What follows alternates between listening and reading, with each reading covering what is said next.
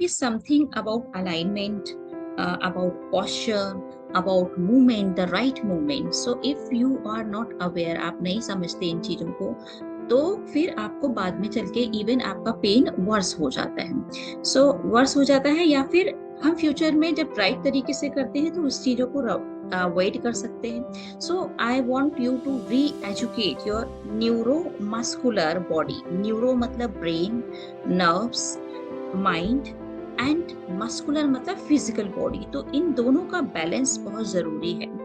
And so जैसे कि pen जो है कंप्लीटली चला जाए, या जिनको नहीं है उनको हो ना, सबसे पहली चीज जो है that is alignment. So this is a picture of your pelvis. You know pelvis मतलब जो जहाँ पे हिप बोन्स है, पूरा हिप रीजन है जिसको हम ट्रेन करते हैं। So just a second.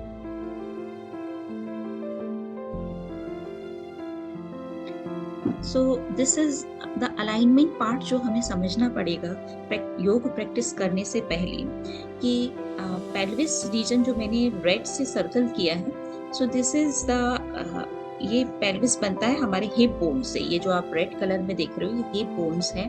बीच में एक सेक्रम रीजन होता है, तो ऐसा दिखता है अंदर से। And now it is actually the weight transferring system पूरी बॉडी के लिए। सो ये समझना जरूरी है। अब हम इसको क्यों देख रहे हैं, क्योंकि हमें इसे योग में प्रैक्टिस में लाना है, और क्या सही तरीका है इसका वो समझ के करेंगे हम। सो अगर हमारे हिप बोन्स हिप अगर टाइट हो, ज्यादातर लोगों के हो जाते हैं, एज के साथ मसल्स में टाइटनिंग शुरू हो जाती है। तो अगर हिप टाइट है, या आपके थाइस में आगे की ओर जो क्वाड मसल्स हैं, पीछे की ओर हैमस्ट्रिंग मसल्स हैं, अगर ये शॉर्ट हो जाते हैं टाइम के साथ, या फ्लेक्सिबिलिटी नहीं है आपकी बॉडी में, तो आपके जब आप मूवमेंट करते हो उस पोजीशन में, तो ये आपके लोअर बैक पर, यहाँ जो लोअर बैक है, can you see in this picture, ये इस पर बहुत ज्यादा स्ट्रेस और स्ट्रेन डालता है, और उसकी वजह से इसमें वेयर एंड टेयर होता है। सो अगर हम बहुत इजी तरीके से अपने पेल्विस रीजन को देखें, सो एक द क्लॉक फेस से हम इसको बहुत अच्छे से समझ सकते हैं। जैसे क्लॉक में 12 o'clock जो टाइम है वो नेवल पर आता है, नाभि, एंड 6 o'clock इनर ग्रॉइंस पर आता है, एंड 3 और 9 o'clock जो है वो हिप बोन्स लेता है। सो पर्पस क्या है कि ये बैलेंस में होना चाहिए। जब हम योग प्रैक्टिस करते हैं, ये जो क्लॉक फेज है ये बिल्कुल अच्छे से बैलेंस हो। जब ये बैलेंस होता है तो इसके ऊपर जो स्पाइन है, इस साइड पिक्चर में जैसे आप देखोगे, तो ये जो स्पाइन है इसको हम बहुत आसानी से योगा पोस्चर्स करते वक्त हम इसको एक्सटेंड कर सकते हैं आराम से, और एक्सटेंशन के साथ हम हिप में फ्लेक्सिबिलिटी मेंटेन कर सकते हैं, हिप जॉइंट में specially.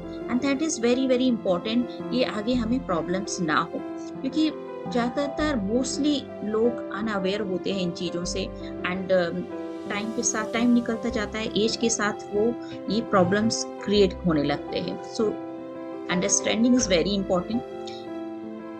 So this was about the hip. तो ये पहली चीज हो गई जो हमने हिप के बारे में स्टडी की, कि यहाँ बैलेंस इज वेरी इंपॉर्टेंट। सो हम योग में बहुत सारे पोस्चर्स ऐसे होते हैं जिसमें मैं आपको इंस्ट्रक्ट करती जाती हूँ, एक एक इंस्ट्रक्शन की, कैसे आपको खड़ा होना है, प्रेशर कहाँ डालना है, एंड क्या एक्सटेंड करना है, नी कैप्स कैसे पुल अप करने हैं। सो ये इंस्ट्रक्शन बहुत जरूरी है, और ये बहुत ध्यान रखकर मन में इस सब चीजों को ध्यान रख के ये इंस्ट्रक्शंस क्रिएट किए गए हैं। So listen and implement very carefully, that is the first thing जो